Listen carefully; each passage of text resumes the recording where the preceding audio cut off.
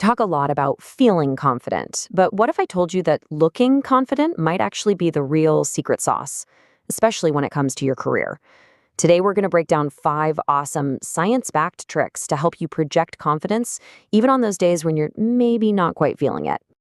So first things first, just take a second and think about it. If you had to rate it, how confident do you actually feel on the inside, right this minute?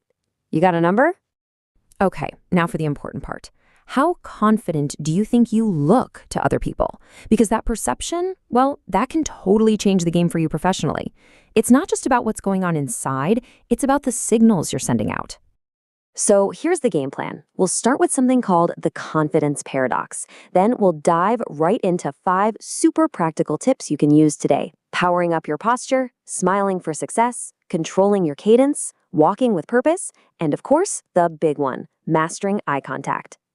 All right, let's kick things off with this idea. The confidence paradox.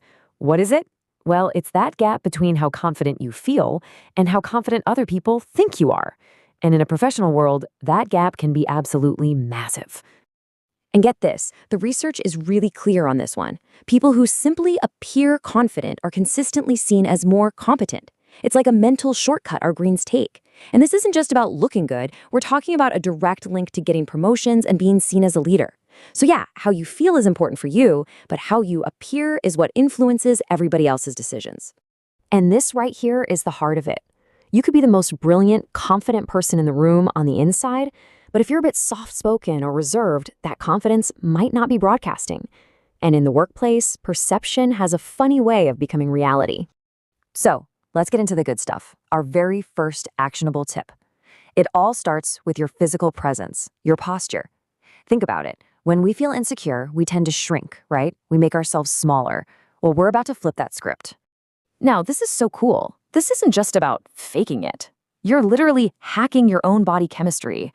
A fascinating study from 2010 found that when you hold high power or open poses, like standing tall with your shoulders back, it actually raises testosterone and lowers the stress hormone, cortisol. It's a total feedback loop that physically makes you feel more powerful. So how do you do it? It's super simple. Just 3 steps. First, stand tall, like there's a string pulling the top of your head toward the ceiling. Second, roll your shoulders down and back. I know it might feel a little weird at first if you're used to hunching, but your body will thank you. And third, lift your chin and look straight ahead. Boom, instant change in how you project yourself. Okay, next up, tip number 2. This is one of the simplest but most effective tools you've got. We're talking about the power of a smile. When you smile, it's more than just an expression. The muscles in your face are actually sending a message to your brain that says, hey, we're good. And your brain responds by releasing endorphins, the happy hormones. It's an instant mood lifter. And as a little bonus, it actually makes your voice sound warmer and more engaging to listen to. And the effect it has on other people is just as huge. Public speaking expert Christine Claps says smiling just makes you look more confident, friendly, and in control.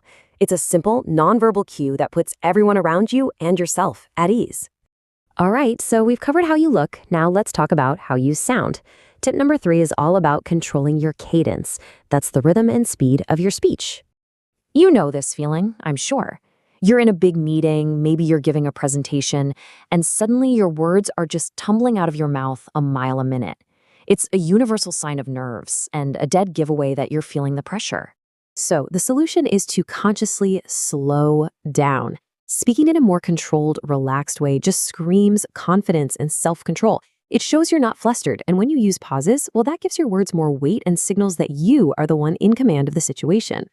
Let's move on to tip number 4. Have you ever thought about how you walk into a room? Because believe it or not, it's sending a message. This is all about walking with purpose. There's actually a whole field of study on this called biological motion patterns. What researchers have found is that the way we move, especially our walk, is a direct broadcast of our emotional state, and everyone around you is subconsciously picking up on those signals. A study way back in 1995 found a pretty direct link. Walking faster makes people see you as having a higher status. Now, that doesn't mean you need to sprint down the office hallway, but a brisk, purposeful pace signals that you have places to be and things to do. You're not just wandering, you're on a mission. And here's a really easy pro tip you can try right now. Take slightly longer strides. It's a really subtle change, but it has a huge impact on how you're perceived. It just shows you're purposeful and you know exactly where you're headed.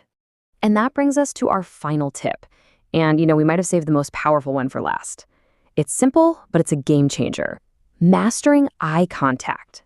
Body language expert Lillian Glass put it perfectly.